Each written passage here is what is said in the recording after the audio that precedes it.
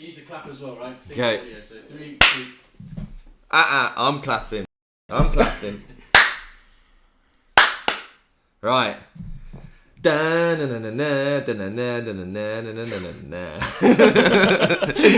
Role reversal, Simon. Simon Smith online. X. Ed J Property. Mentor. Mentee. Shit, man. Do I need to be scared here? Do I need my solicitor? Man, you're gonna get grilled.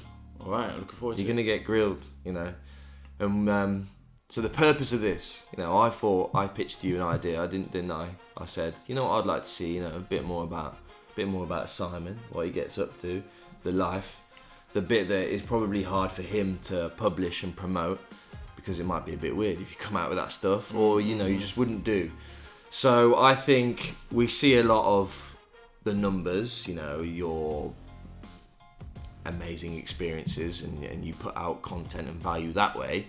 But one thing we don't see, and I think would be valuable, especially to me, and hopefully other people listening as well and watching, is the effects it has on you, how you deal with it, and all those other subsidiary stuff that might not come out that we're gonna prod you for, yeah. Deep, you know. So I've got, we'll flex up though. We'll still be asking about the numbers, and then we got a quick fire round as well. In fact, that's a good icebreaker. You know what? We're gonna go into the quick fire round. All right. Yeah, we're gonna go into the. Look at this guy. Come on, killing it. Yeah. All right. So my notes are a bit here, there, and everywhere. It's a bit scrabbly when I get 2 minutes, but the quick fire round is straight.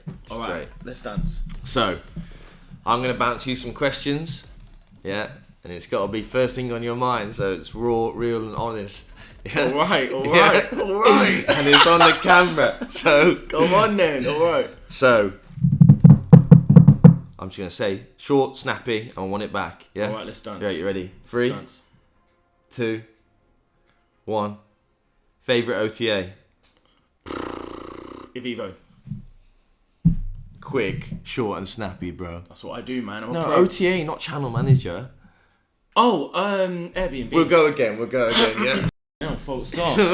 Maybe hit me with all these You can't abbreviations. You can't stop. Okay, but you know what that is now, yeah? Yes. That's Come on, eh? You know what it is. Yeah? I'm not used to being grilled like this. I'm like, damn. All right, hit All me. right. Come on. Quick fire round. All right, try 3, 2, 1. Try again.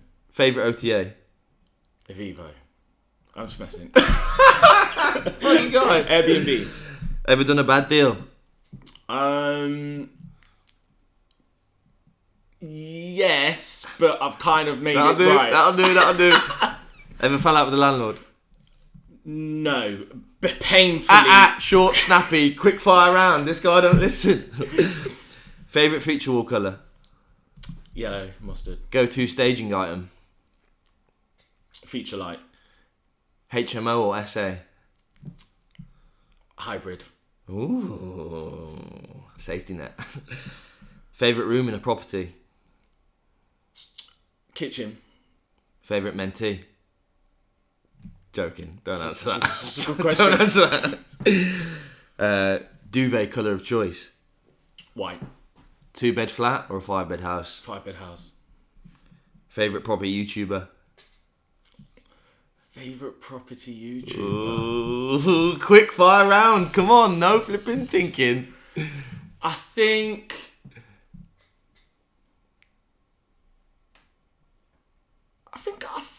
Oh, it's a tough one. I think I'm gonna have to say myself. Safety net. D2V or by agents? D2V. Nice. Xero or QuickBooks? QuickBooks.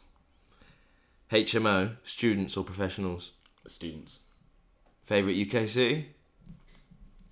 London. And then finally, will Simon Smith ever get into buy-to-let? Vanilla. I think, yeah. Okay, cool. Nice. Like it. There we are. Bit of an Mate, icebreaker, yeah? I'll have to get you do this a bit more often, bro. I'm flipping, putting myself out there now, aren't I? Yeah? Do all the work for me. Interviewing jobs. So yeah, obviously, cool. That was nice, decent. I'm pretty much level with all your answers there. So a good little icebreaker, and then I think as another kind of icebreaker, I guess, or more about contextual background information. Same as what you asked me earlier on.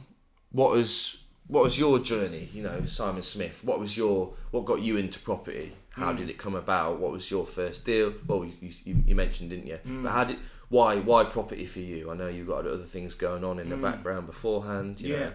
What's your story? I think for me,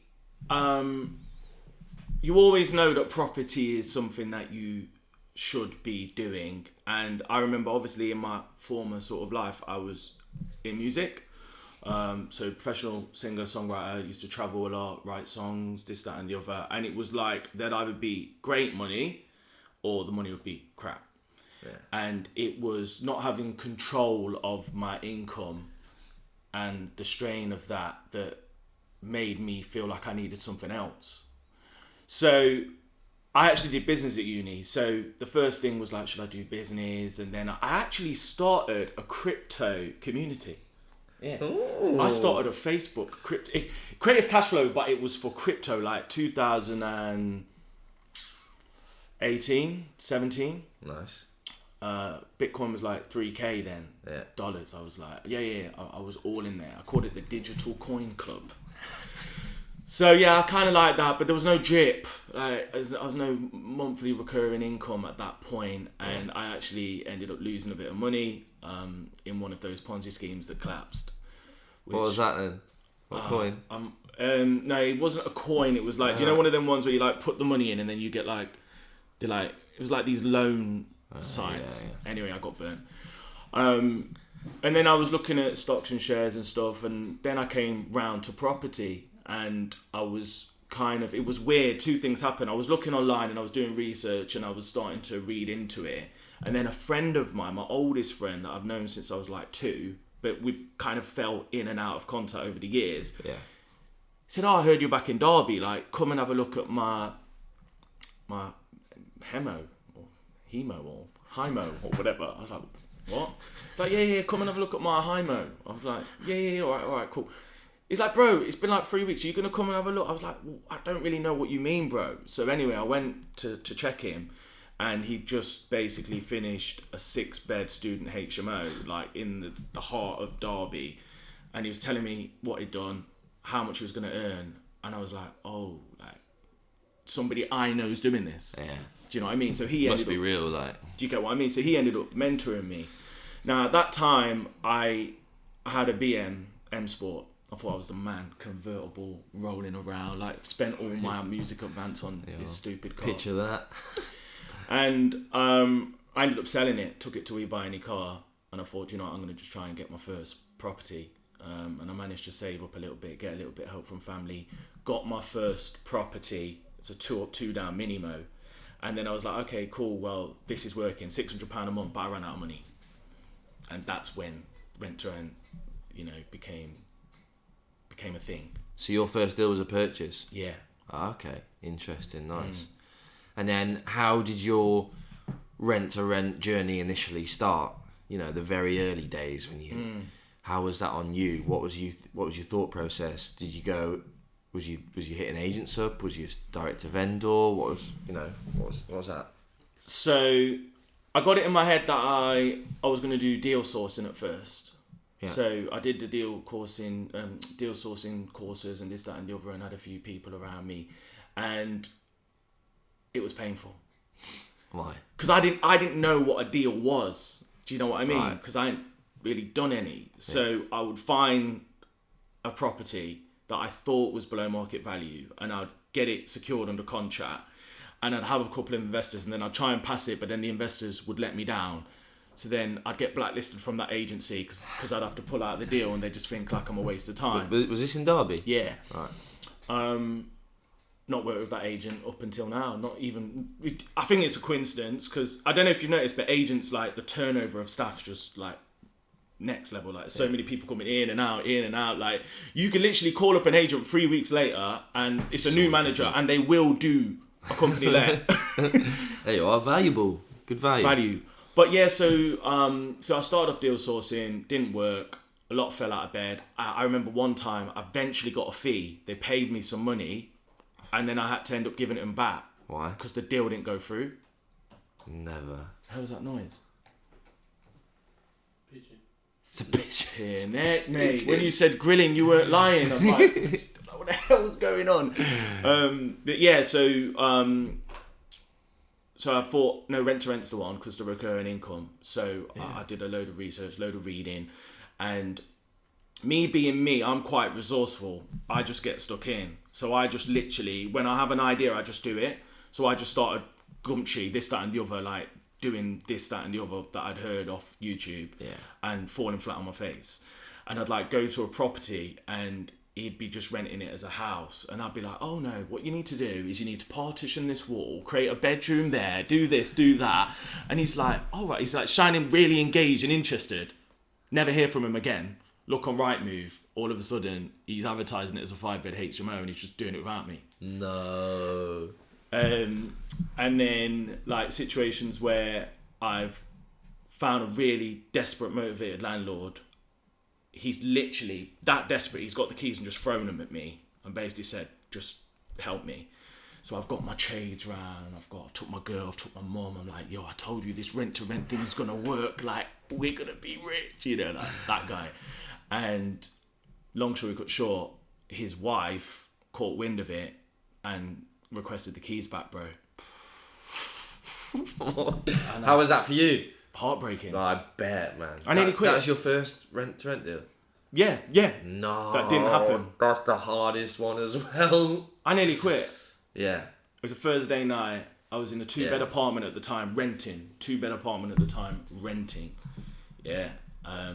6 months after being married. Like, I'm supposed to have my shit together now. Yeah. And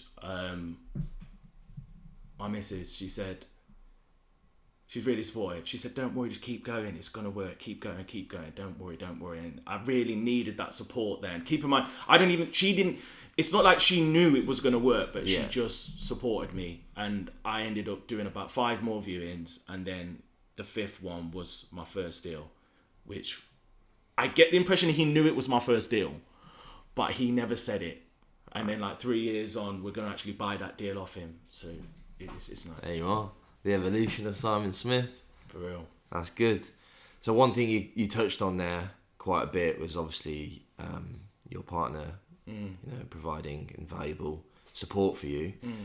And has that been ongoing support? And then on a side note, how, as you've scaled, grown, and all took on this, you're branching out into avenues. You've got plenty of responsibility. You've got stuff. Simon Smith Online's growing arms and legs. Like, how taxing is that? Not on you personally, or as well as on you personally, but on your relationship with your partners and your families and whatnot. What's your experience with that been? So at the beginning, right at the beginning, even before this, I was like going to property courses and like leaving at 5 a.m. to like travel 3 hours, and like people like didn't know what I was doing. Like, who's it, your family as well? Yeah, like it sounded like a good thing to do, but keep in mind I've kind of just been to a certain extent on top of the world at times doing music. Yeah. And then for me to like go back to school and like leave and put that much time and effort in and this, that, and the other, like people were a bit like, 6 months later I had no deals. Do you find that hard to deal with then? You saying you're almost ashamed? It was a step down for me. Yeah. 100%. Okay. It was a reality check. Was that hard to deal with? I think it was. I'm quite thick-skinned. You got to get through it. Like, I was in fight mode. Yeah. Let's put it like that. But I've gone from maybe being the guy on the stage, being that guy performing in front of 20,000 people, to then going to a property event on my own in like my smart attire, sitting at the back looking up and like looking at them and thinking like I have no experience, like fish out of water. Yeah. But yeah, so at the beginning it was interesting. Then like 6 months went by and I had no deals, and people were like, "Are you wasting? Like, what are you doing? Like, you're viewing all these properties?" Because I was viewing loads of properties, but just not buying any because I was waiting for the perfect deal, and I did find the perfect deal. It was a banging deal, but people just thought I was just wasting my time, really. Yeah. And I did consider getting a job. In fact, I actually went to a job interview I put on a suit. Yeah.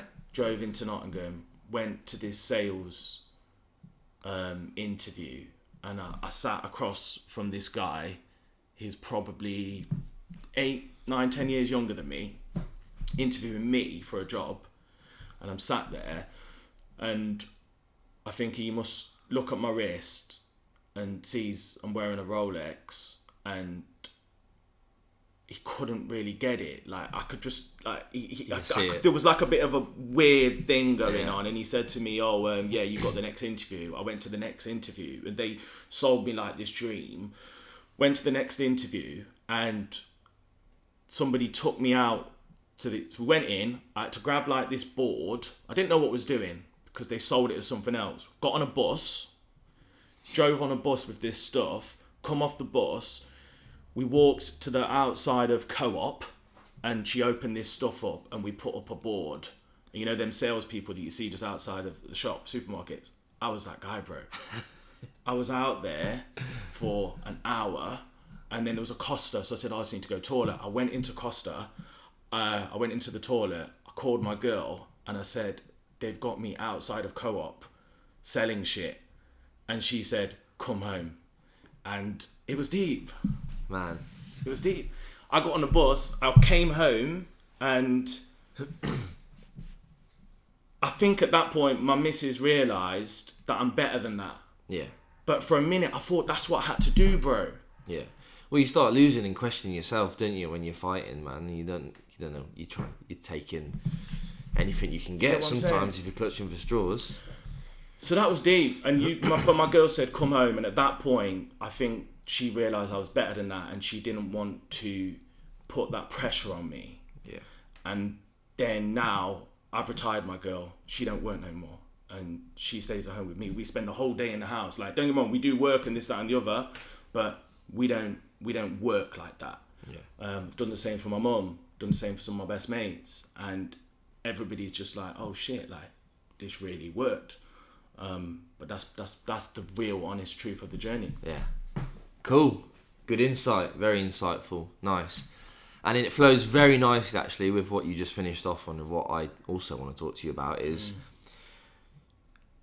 how much work are you putting in now, or have you systemized and outsourced a lot of it? You know, obviously you've got more responsibility from an overhead perspective, and you know, but are you putting in as many hours? Are you stressed, or are you on top of it all and managing it well? Obviously there's more of it, but you know.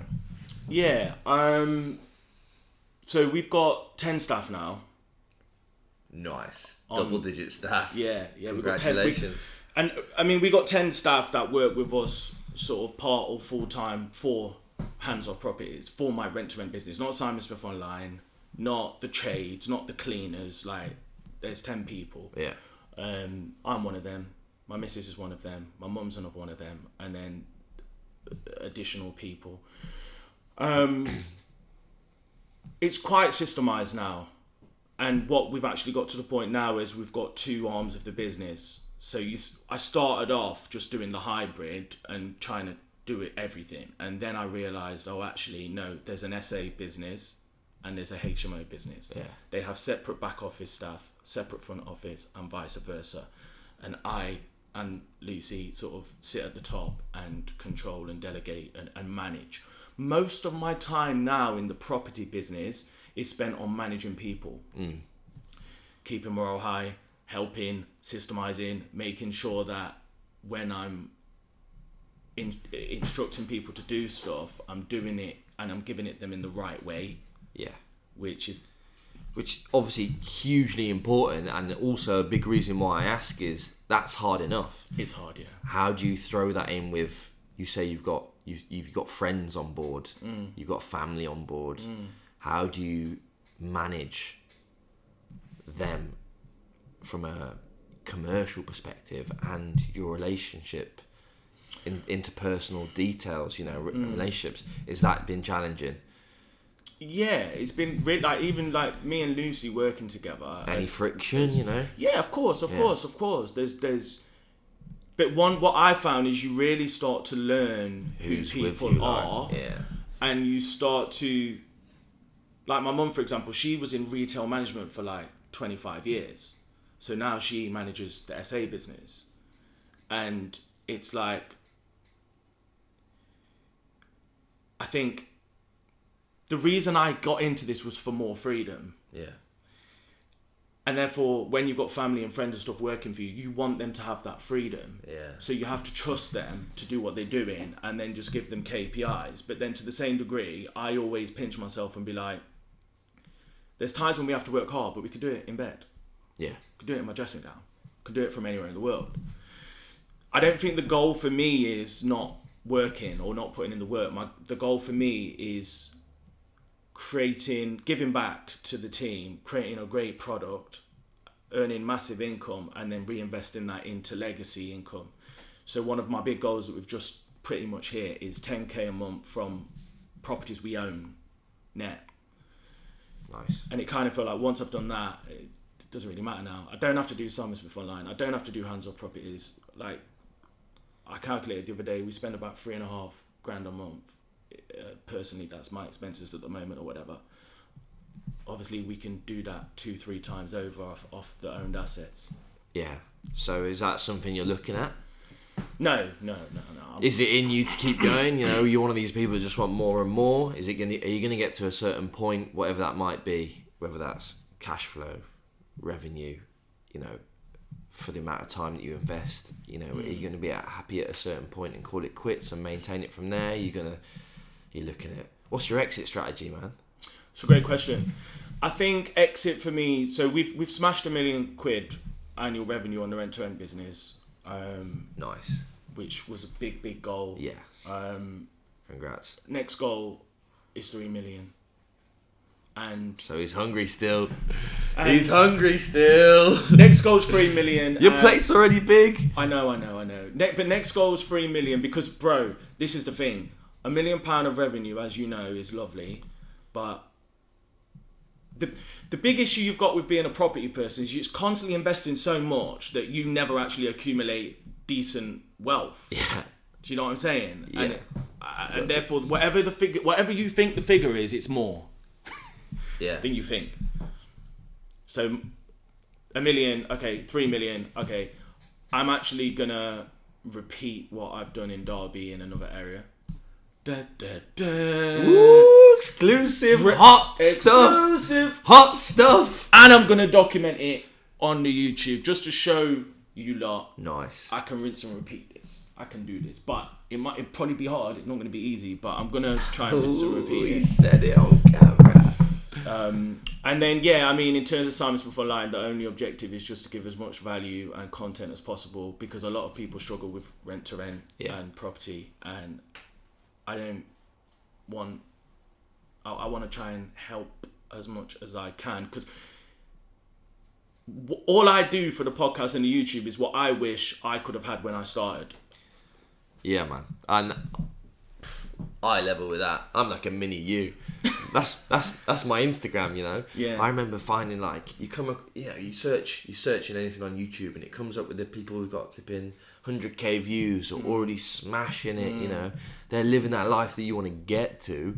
But I'm like, well, where are the people that are just, you know, a couple months, a few months, 6 months ahead of me? What, you know, what's raw to them and their journey and what, you know, the heart, the route. Like, I can see the cherries on top. I want to know the route to get there.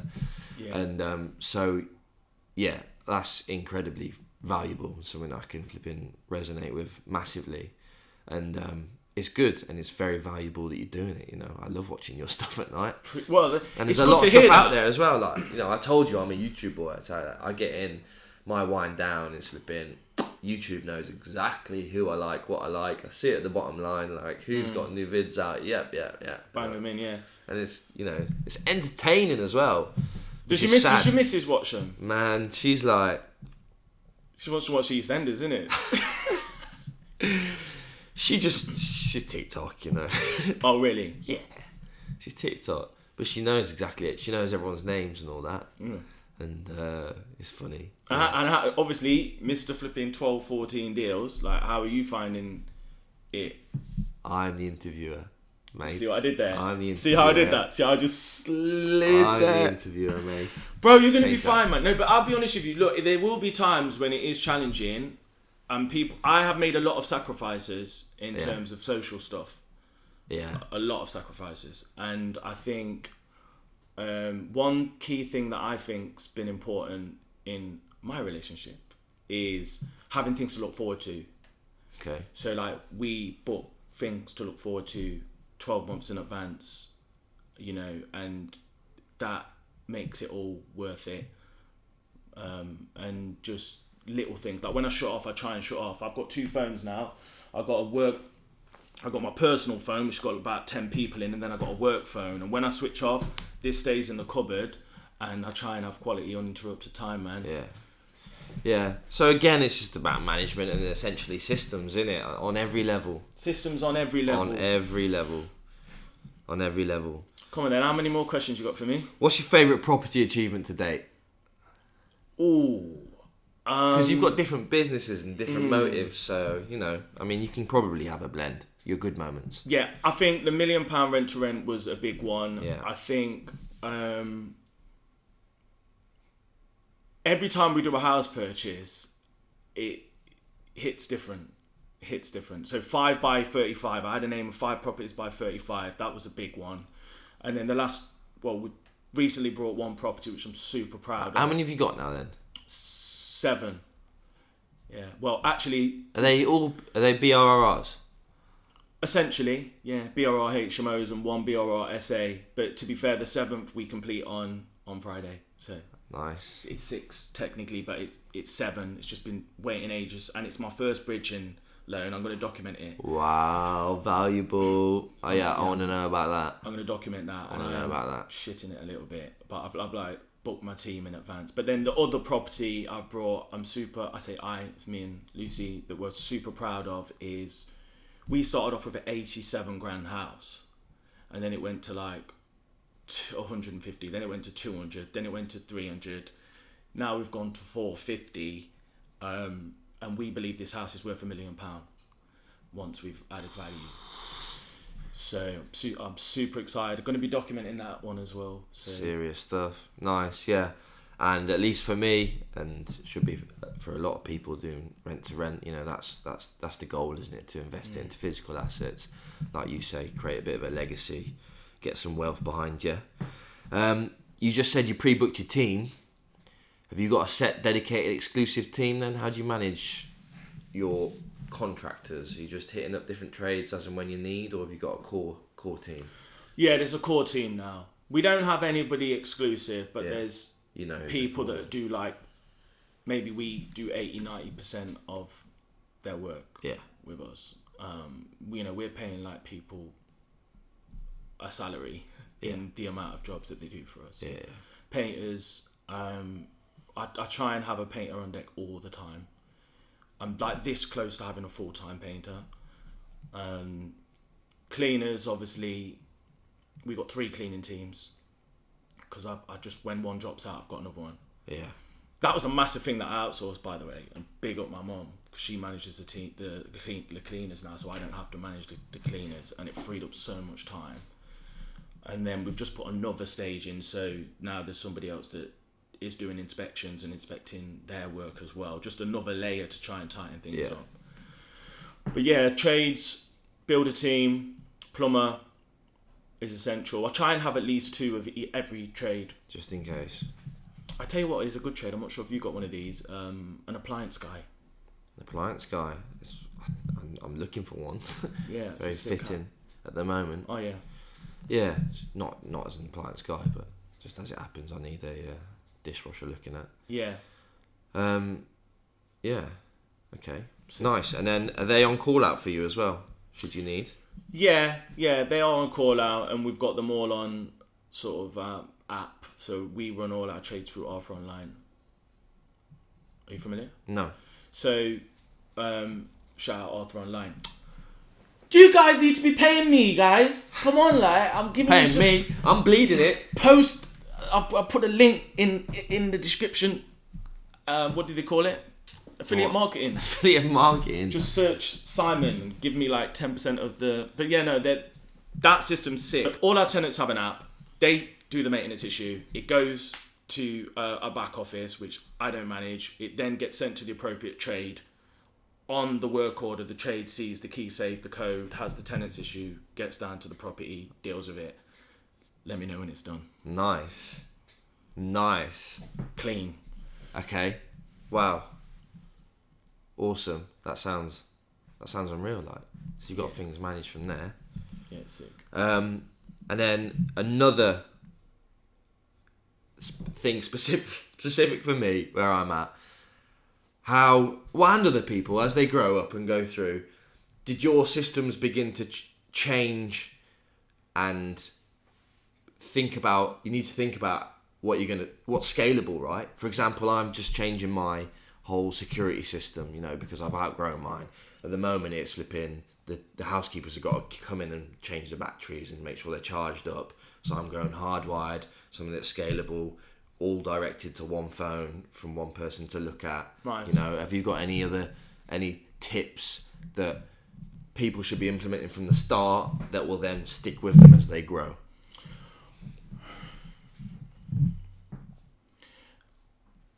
I think for me, with business, as I say earlier, I'm somebody that just gets on with it. Yeah, so you wait for the problem to come knocking and you deal with it then. I really do, because I think you can waste so much time and energy trying to overthink every possible thing that could go wrong, and I would just rather focus that energy on getting more deals to the point where something happens. There are certain simple systems that I would absolutely recommend putting in at the beginning. Just on an SA basis, just something simple like we have 2 key safes. Yeah. Which took me about a year to get my head around, because basically the guest gets the key, they go in, the boiler doesn't work, they go and have dinner, the trade goes, they can't get in the house. Yeah. So just little things like that. We use. Am I going to do another plug? We use.